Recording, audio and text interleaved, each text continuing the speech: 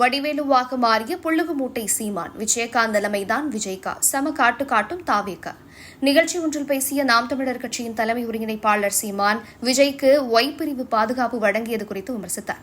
இந்த நிலையில் 2011 தேர்தலில் வடிவேலுவை விஜயகாந்தை விமர்சிக்க பயன்படுத்தியது போல 2026 தேர்தலில் விஜயை விமர்சிக்க சீமானை திமுக பயன்படுத்துவதாக சமூக வலைதளங்களில் குற்றம் சாட்டுகின்றனர் தமிழக வெற்றிக் கழகத்தினர்.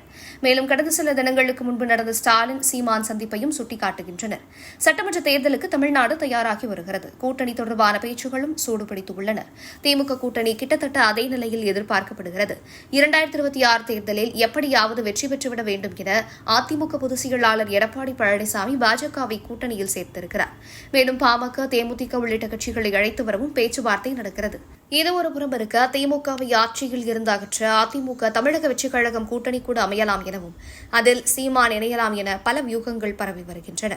அதற்கெல்லாம் முற்றுப்புள்ளி வைக்கும் வகையில் தனித்துதான் போட்டி என அறிவித்திருக்கிறார் சீமான். அதே நேரத்தில் விஜய் தான் முதல்வர் வேட்பாளர் என தமிழக வெற்றிக் கழகம் பிரச்சாரத்தை முன்னெடுத்திருக்கிறது. ஒருவேளை துணை முதலமைச்சர் பதவி 50 சீட்டு கொடுத்தால் அதிமுக கூட்டணிக்கு விஜய் செல்லலாம் என கூறப்படுகிறது. இது ஒரு புறம் இருக்க, தமிழக வெற்றிக் கழகத்திற்கு எதிரான பேச்சை தொடங்கியிருக்கிறார் சீமான். கடந்த சில தினங்களுக்கு முன்பு நடைபெற்ற நாம் தமிழர் கட்சியின் பொதுக்கூட்டத்தில் பேசிய அவர், கொள்கை கொண்ட இளைஞர்களுக்கும் ரசிகர்களை கொண்ட கட்சிக்கும் தான் இனி போட்டி என விஜய் கட்சியை மறைமுகமாக குறிப்பிட்டு பேசினார்.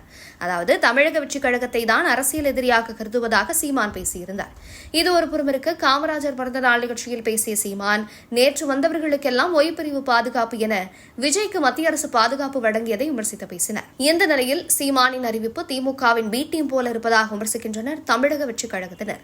அதாவது 2011 தேர்தலில் விஜயகாந்தை வீழ்த்த வேண்டும் என நினைத்த திமுக திரைத்துறையிலிருந்து வடிவேலுவை பயன்படுத்தியது. தொடர்ந்து பிரச்சாரங்களில் விஜயகாந்த் குறித்து பல்வேறு அவதூறான கருத்துக்களை பேசி வந்தார் வடிவேலு.